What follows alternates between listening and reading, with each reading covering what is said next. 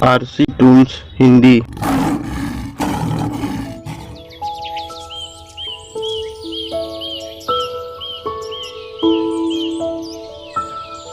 एक बहुत ही बड़ा एवं घना जंगल था कल्याणपुर, जिसमें सभी जानवर बहुत ही मेहनती एवं संघर्षशील थे। उसी जंगल में दो भेड़िया रहते थे। एक का नाम था बल्लू और दूसरे का नाम था कालू। बल्लू एकदम मेहनती एवं ईमानदार था। वह दिन भर मेहनत करता और अपने लिए खाना इकट्ठा करता। दूसरी ओर कालू भेड़िया बहुत ही बेईमान एवं झूठा था।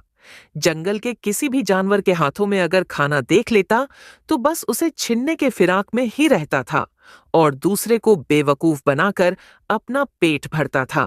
अरे हिरण आ रहा है और इसके पास बहुत ही मीठे फल भी हैं। अब इसको बेवकूफ बनाकर यह फल की टोकरी छीनना ही होगा। अरे हिरण भाई, कहाँ भागे जा रहे हो? आओ, इस पेड़ के छांव में थोड़ा आराम कर लो। काफी दूर से चल कर आ रहे हो और तुम्हें एक बात भी बताना था। नहीं नहीं भेड़िए भाई, मैं थका नहीं हूँ और मैं तो पास वाली जंगल से आ रहा हूँ और तुम कुछ बताने वाले थे, जल्द ही बताओ। अरे रे हिरण भाई, मैं तो बातों बातों में भूल ही गया था। तुम्हारे भालू मामा तुम्हें याद कर रहे थे और वो तुम्हें बुलाया है। वो कह रहा था तुमसे मिलना जरूरी है।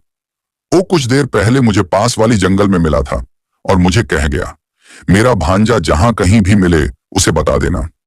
मैं तो काफी देर से तुम्हारा इंतजार कर रहा था। अब मैं भी चलता हूँ, बहुत जोरों का भूख लगा है। अरे भेड़िए भाई, लो तुम ये फल खा लो, मैं भालू मामा से मिलकर आ रहा हूँ। और फिर हिरण भालू से मिलने निकल जाता है। अरे आज तुम इधर, आज अपने मामा को कैसे याद कर लिया? अरे आप ही ने तो मुझे बुलाया था। मैं तुम्हें बुलाया था। तुम्हें किसने कहा? कालू भेड़िया ने तो मुझसे कहा। अरे वो एक नंबर का झूठा है। क्या तुम कुछ खाने के लिए रखा था? हाँ, मैं कुछ फल जंगल से इकट्ठा करके ले जा रहा था। इसलिए वो तुम्हें बेवकूफ बनाया और उसका तो यह रोज का आदत है। वह हर रोज किसी ना किसी को इसी तरह बेवकूफ बनाता रहता है। वह खुद तो मेहनत करता नहीं है, इसी तरह दूसरे का खाना छीनते रहता है। और तुम कभी भी उसके बातों पर मत आना और अपना ख्याल रखना। आज तो तुम्हें वो मेरे पास भेजा है, किसी दिन कहीं और ना भेज दें, इसलिए तुम मुझसे दूर ही रहना चाहिए। इधर कालू भेड़िया हिरण का फल खाकर आराम से पेड़ के नीचे सोने लगा। तभी अचानक कालू भेड़िया का नींद खुला। अरे उस हिरण ने तो सुबह का खाना में तो एकदम मीठा फल खिला गया, पर अब दोपहर के खाने के लिए किसी ना किसी नए बकरे को फंसाना ही होगा। तभी कालू भेड़िए को लाली गाय दिखी जो फल लेकर जा रही थी। अरे लाली बहन, कहाँ भागे जा रही हो इन दोपहर की धूप में? आओ थोड़ी देर आराम कर लो इस पेड़ के नीचे, फिर चले जाना।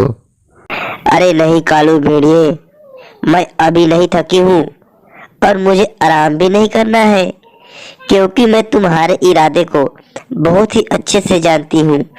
तुम जानवरों को मूर्ख बनाकर उनका खाना छीन लेते हो।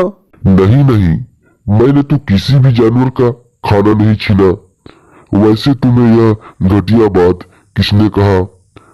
वही हिरण ने जिसका तुमने फल छीना था।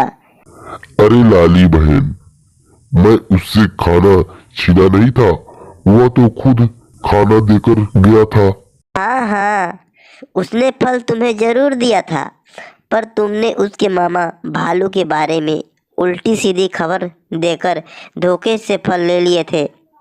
और अब मैं चलती हूँ, हट जाओ मेरे रास्ते से। अच्छा, मुझसे सेब का फल बचाकर कहाँ भाग रही हो मोटी गाय?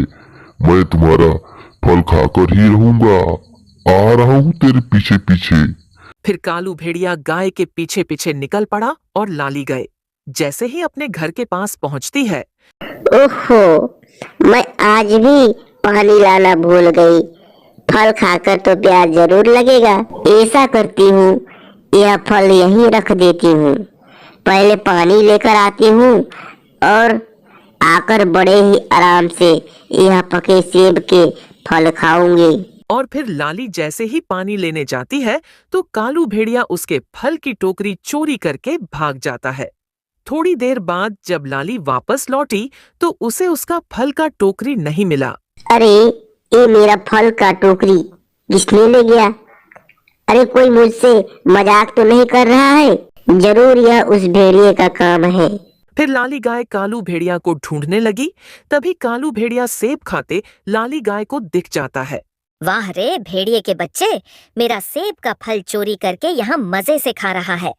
आज मैं तुम्हें ऐसा सबक सिखाऊंगी कि आज के बाद तुम चोरी करने के लायक ही नहीं रहोगे।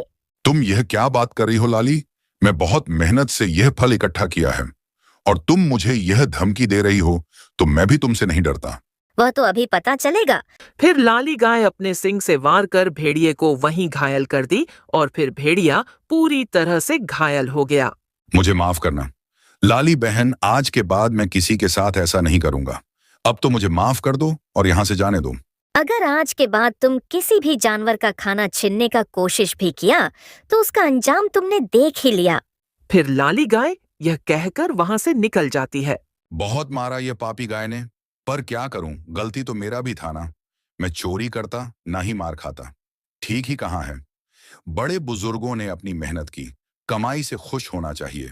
दूसरों की संपत्ति देख लालच नहीं करना चाहिए। तो दोस्तों, ये कहानी अगर अच्छा लगा हो तो प्लीज इस चैनल को लाइक, सब्सक्राइब और अपने दोस्तों के पास शेयर जरूर करें। धन्यवाद।